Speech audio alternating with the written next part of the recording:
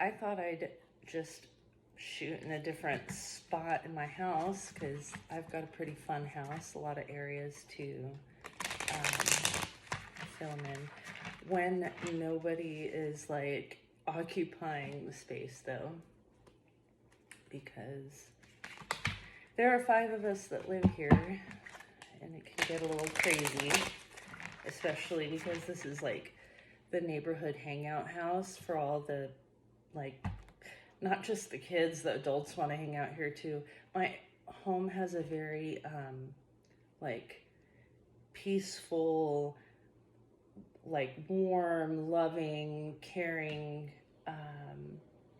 and nurturing sort of energy, and that's because I've created it specifically for that. I always wanted a home that, you know, everyone wanted to be at. So yeah, it's not just 5 people in here ever.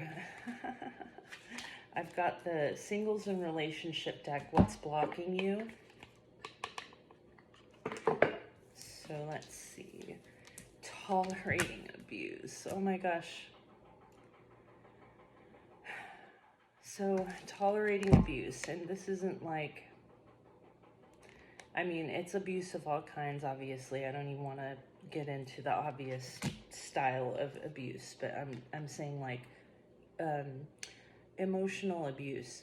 People don't understand that neglect and emotional neglect in a relationship is a form of abuse, and that's something I didn't realize. Yeah, emotional manipulation, holding back,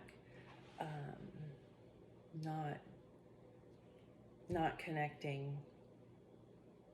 Anyway, there are many forms of abuse, but that is one of the things. You know, softening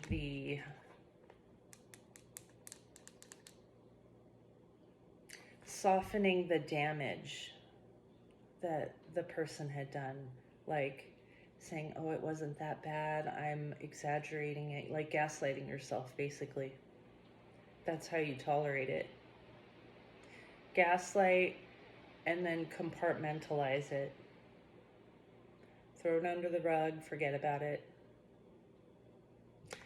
Fear, loneliness.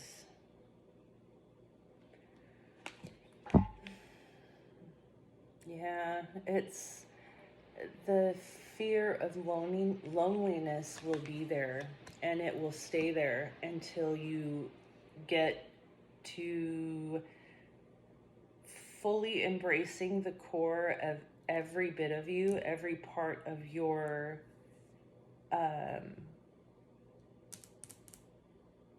struggles, your mistakes, your regrets. You need to go back to every bit of point in your life where you've had a regret, and dissect those moments and figure out what the lesson is in that time. A thing that I like to do is, once I fully dissected it, kind of do like this mental imagery of how I would redo that scenario if I had a chance again. And in my heart, I really do feel that that's a form of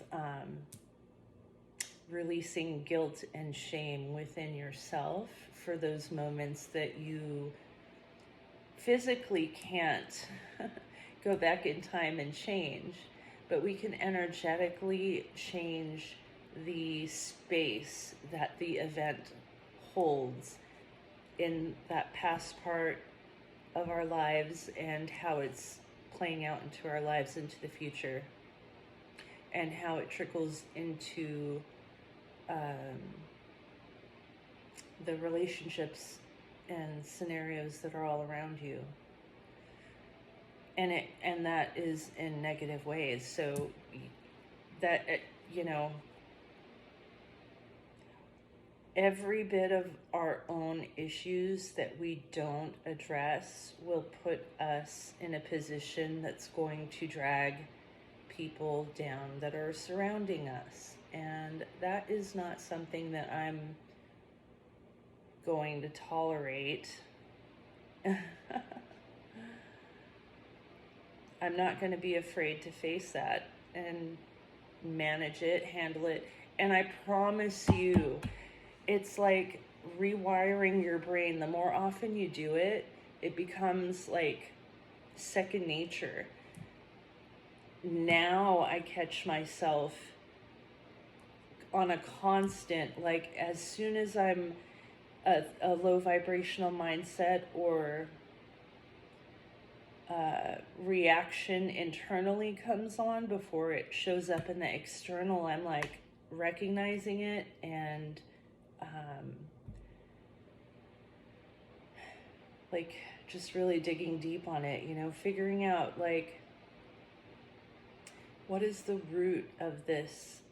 Like, for example, I'm just going to get into this just about, 10 minutes before I was scrolling on TikTok, and there was a video of a compilation of stepdads that were watching their stepdaughters graduate, and the stepdaughters surprised the stepdads by having their last name called out. And the videos were all these dads that were getting emotional or trying to hide their emotion. Like, obviously I sensed it and I got all teary-eyed and shit, and I'm like, oh God, great.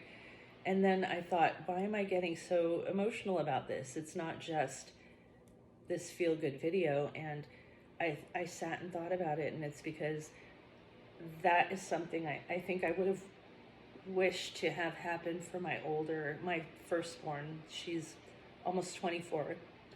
Yes, I am that old. I'm turning 48 this year.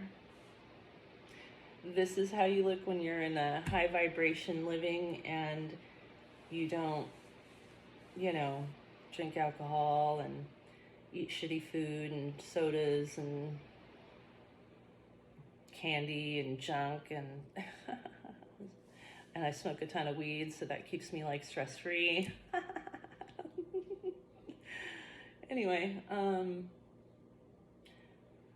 so where was I going with this? Now I started